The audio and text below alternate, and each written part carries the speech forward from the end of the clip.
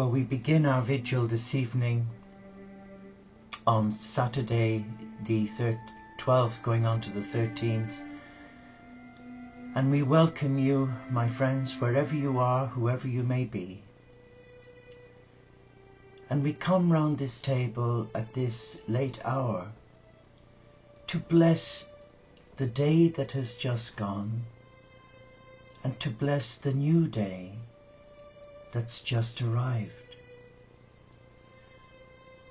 And following on from our vigil at 8 o'clock this evening, where there wasn't one planned because we had no presenter, so I was guided to step in and do a vigil that allowed my heart to be open.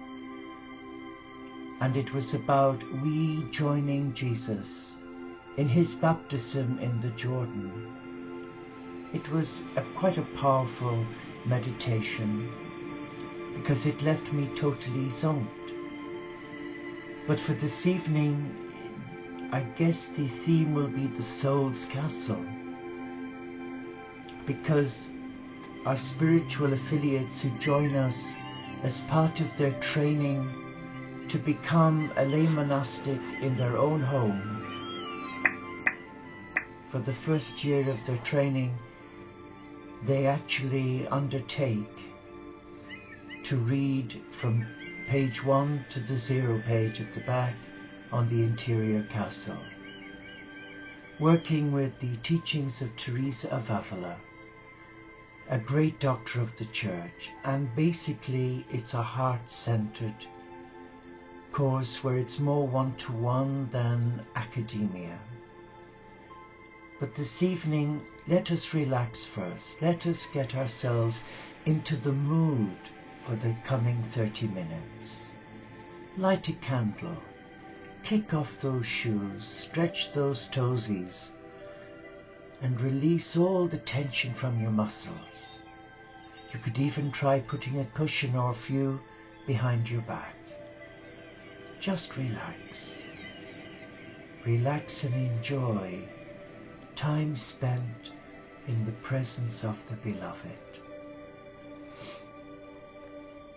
I'm going to begin by using a quote from this amazing little book, the Little Book of Wisdom. It was given to me as a gift,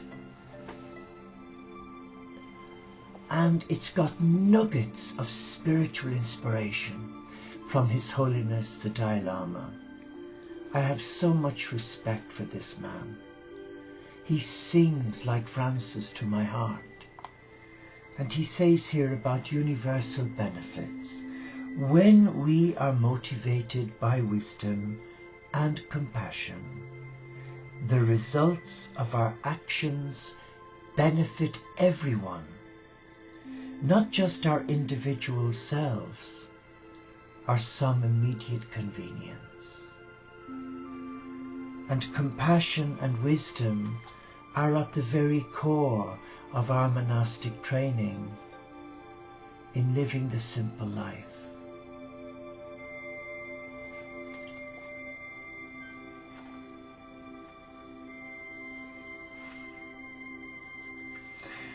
And finally he says the paradox of self-interest. If we adopt a self-centered approach to life, by which we attempt to use others for our own self-interest, we might be able to gain temporary benefit, but in the long run, we will not succeed in achieving even our personal happiness. And that is so Franciscan, it's untrue, coming from the leader of our Tibetan Buddhists. So yes, we are relaxed now. We are feeling in the stillness the love of the company of heaven, for they are coming. They are coming with so many gifts to our heart this evening. But are we willing to let them in? Are we willing to trust them?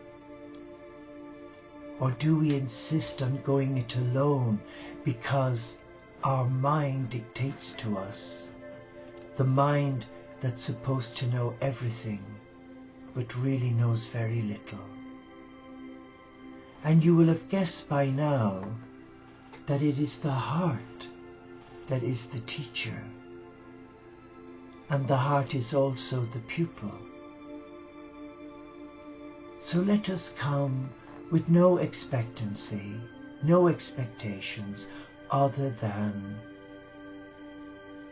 to be anointed and appointed by God, to continue to live in this loving, selfless relationship with the cosmic Christ. And let nothing take us off that path. But I would suggest be wary, be mindful of curiosity. Curiosity is one of the tools the evil one uses to distract us. Oh yes. And I know from all of us here, how many times have we been distracted and led off our paths? And many weeks, months, maybe years later, we've come to realize, why did I show curiosity? Why didn't I listen to my heart? Well, now we must listen to our heart, because the heart is the gateway to the soul. And the gateway to the soul is the heart. I would like to read to you a section here about the soul's castle as a reflection. Now let us return to our beautiful and delightful castle, and let us see how we can enter it. I seem rather to be talking nonsense, for if this castle is the soul, there can clearly be no question of our entering it, for we ourselves are the castle.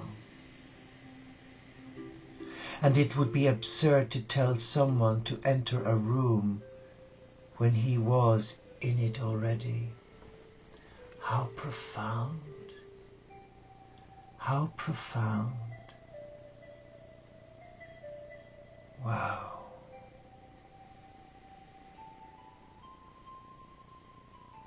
But you must understand that there are many ways of being in a place. Like here, I can be in several places at once when I'm asleep. But the castle is God, and the rooms within that castle is you and me and God. The castle is also our soul, but something happens when we pick up that drawbridge. As two of our new novices have discovered, Sue and Julie, that I was working with early this morning on Skype, because they've just started their noviceship for 2 years, and the blueprint they have is the works of Teresa of Avila, because Carmel spirituality, like that of the little flower Saint Therese, is akin with that of Teresa of Avila and Francis. They get down to the nitty-gritty, the screws and bolts of practical spirituality that embraces the supreme in everything. But let me read on. Many souls remain in the outer court of the castle. Is that where you are? Well, I know I was in the outer court for many years because I convinced myself that I'd had enough of God, religion and monasteries after 8 years of real struggle with abuses of obedience. And interestingly, the novice master who was the cause of that, who made my life, not only my life, but the lives of all of us, such a misery with the terror and the abuse. But I had the chance of meeting him 18 years ago in London, and I hadn't seen him for 25 years, and I peed my pants with shock. But I went up to him, and it was I that took my power back, because he was in shock as well, because underneath the facade we cared about one another. But I opened my arms out to him and I said, "Frank, will you forgive me for being such a difficult novice then?" He said, "Will you forgive me for all the terrible things I did to you?" He said it was the system, it was rotten. The system that we trained our young men and women was rotten. It destroyed souls. It turned them into, I won't use the words, but you see, today God has given you and I beautiful opportunities to find God without all of that nonsense. There is a place for monastic life in the church. There's place for monks and nuns of all faiths to honor their heart in the world, as you are, as I am. But you know, I convinced myself in my head that whilst my heart was drawing me back, my head wouldn't allow it, and I'm glad. But I remember listening again for the last time when I struggled for 6 months paralyzed in 2007. And though it was temporary, it was Christ trying to speak to me, and I wouldn't listen. I was as stubborn as a mule. But then I was made to listen, and listen I did. And what it's saying here is so true. It was, you are already living it. Embrace it. I don't want you in an enclosed monastery, in a place where you're going to be unhappy. I want you to be free, to be in the world but not of it, but to live in your monastery without walls, your home, and live that simple life, and be free, without all of that nonsense and ancient dogmas where the emphasis is put on keeping the law rather than the spirit of the law. And you know, the 8th of December has such an important time for me, because it's my rebirthing date. 2007 was my rebirthing date, when God invited me to enter my castle without fear. Without fear. And he was in there waiting for me, like a father waiting for his long-lost child. And the welcome I got is the same welcome today. It's one of love. There's no judgment, there's no fear, there's no baggage, there's no anger or hate. All that happened in the past was all part of the learning process, and I bless my brother monks, because I miss so many of them. Let me go on. It says here in my notes, a short time ago I was told by a very learned man that souls without prayer are like people whose bodies or limbs are paralyzed. Well, I shared with you about my paralysis of 6 months when I contracted the virus in Egypt, my last stint of running retreats in Egypt after many years. And in that time, it was a time of discernment, a time of listening to my heart, but it was a battle between the head and the heart won. They possess feet and hands, but they cannot control them. In the same way, there are souls so infirm and so accustomed to busying themselves with outside affairs that nothing can be done for them. nothing can be done for them. And it seems as though they're incapable of entering within themselves at all because of fear.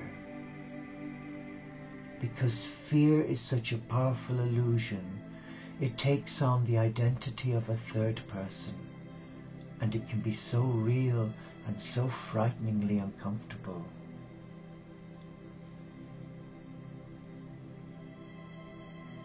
And here I'm reading, so accustomed have they grown to living all the time with the reptiles and the other creatures to be found in the outer court of the castle, that they have almost become like them.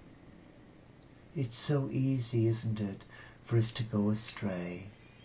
All we need is to be guided by an inappropriate advisor, someone who's not attuned to the spiritual life.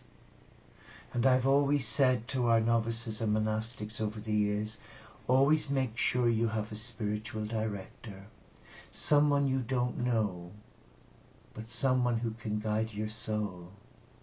Even lay people on the spiritual life should have a director. Have you got a spiritual director?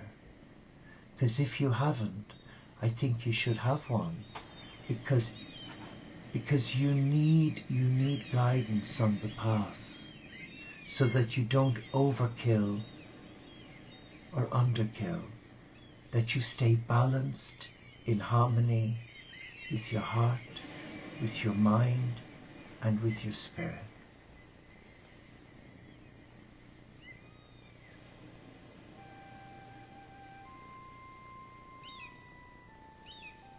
St. Teresa of Avila tells us that each one of us is invited to enter that castle.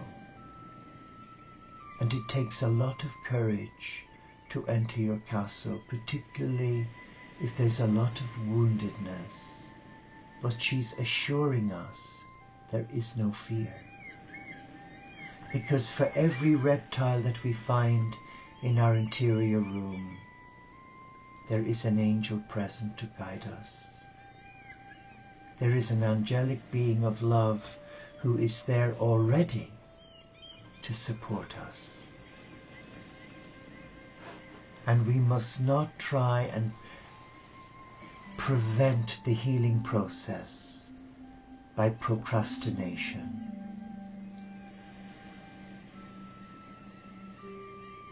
The cosmic Christ today is calling men and women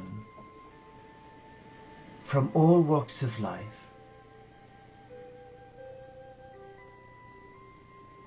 to do something different, to be different, to be unique, to find their true self.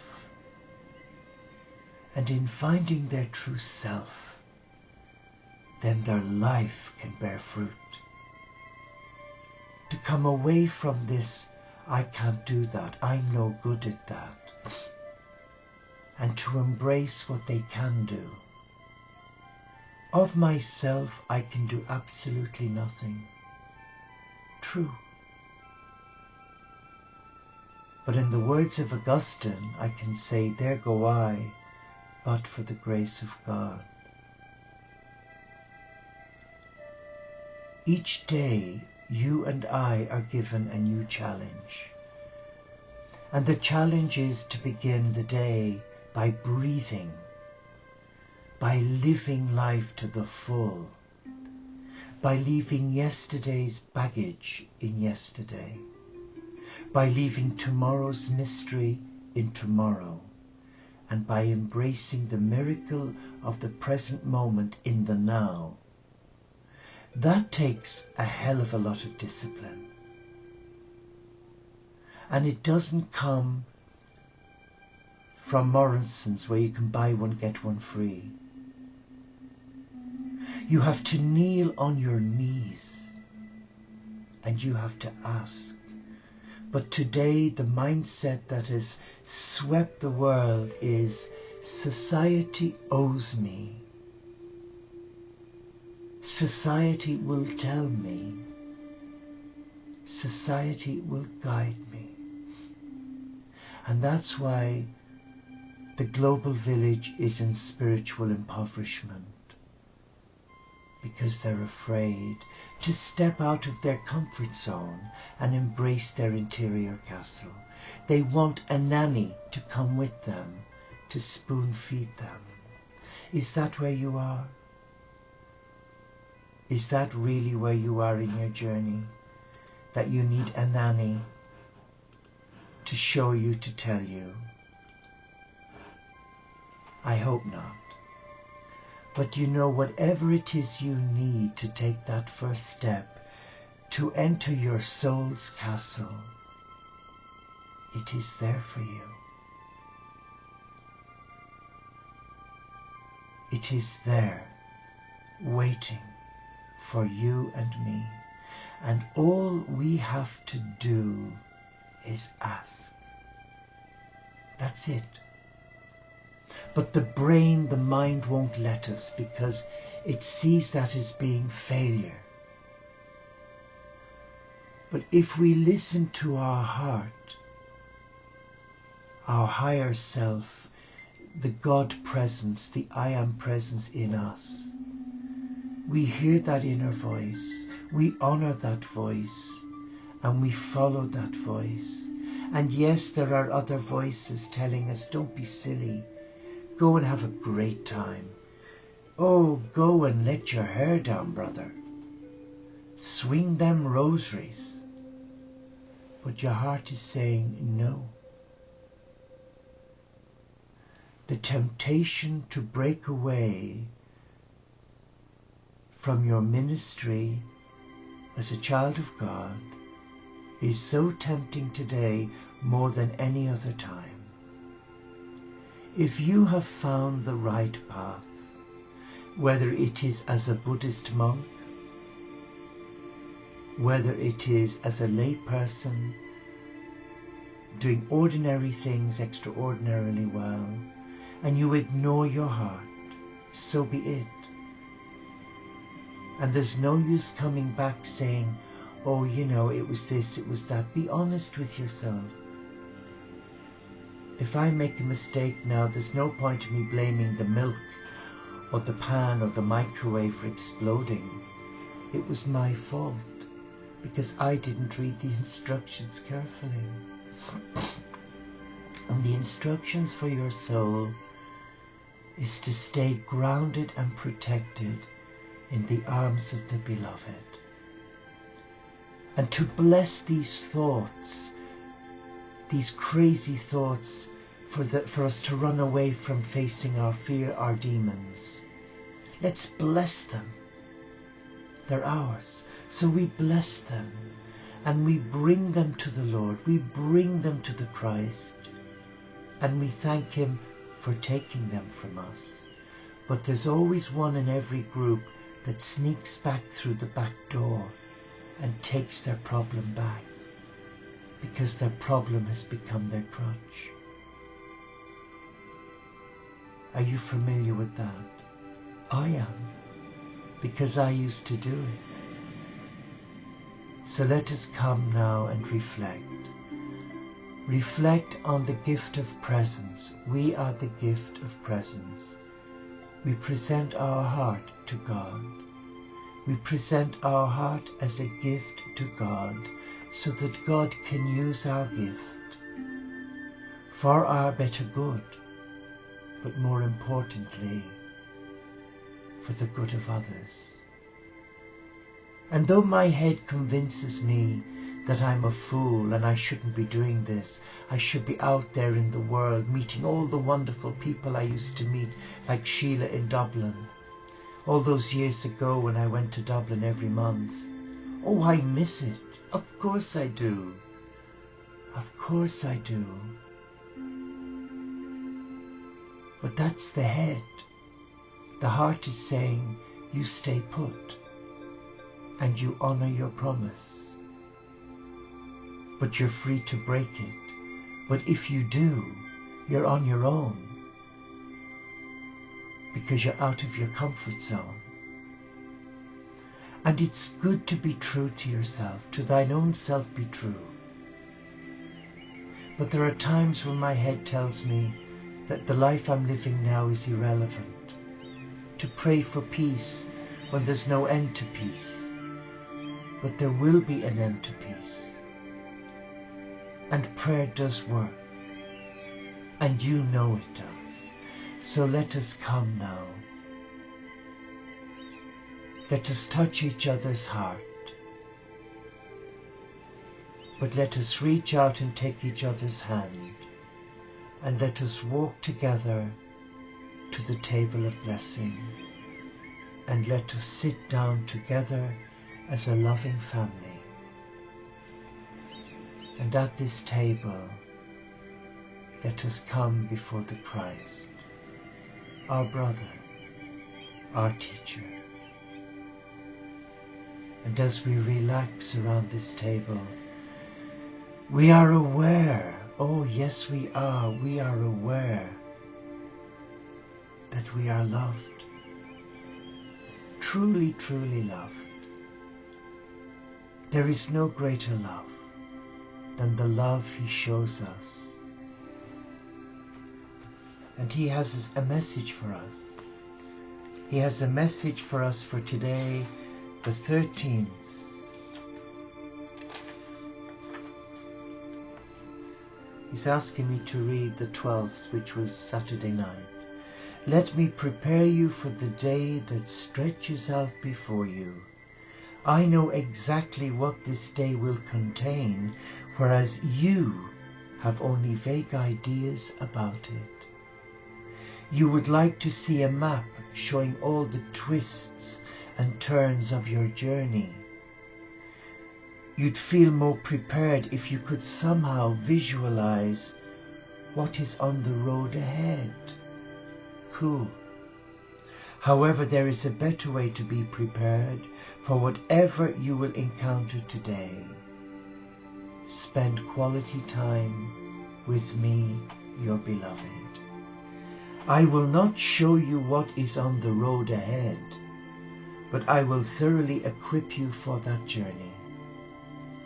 My living presence is your companion, each step of the way. Stay in continual communication with me, whispering my name whenever you need to redirect your thoughts. Thus you can walk through this day with your focus on me. My abiding presence is the best roadmap available to you. Wow! So now we sit before the Master and we bless every word that He has shared with us. We have made quality time with God. And we are here. Now let Him touch us. Let us receive that love from Him. And as we relax, we know He's touching us. How do we know? We feel it. Right here. Right there. We feel it. And it's saying, hang on in there. Put your trust in me, your beloved, and let nothing disquiet you. For I give you the keys to the kingdom of heaven. What do you bring me? What do you bring the Master? That is your reflection. When you retire to bed, ask the Christ to take you on His etheric retreat and ask Him to speak to you. And He will. He will speak to you as you rest. And He'll do it through your subconscious mind. And when you wake up in the morning, your heart will have been given the answer for you to share.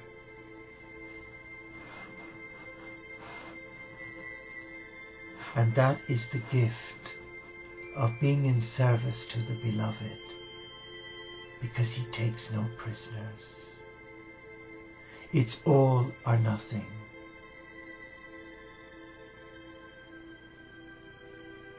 All or nothing.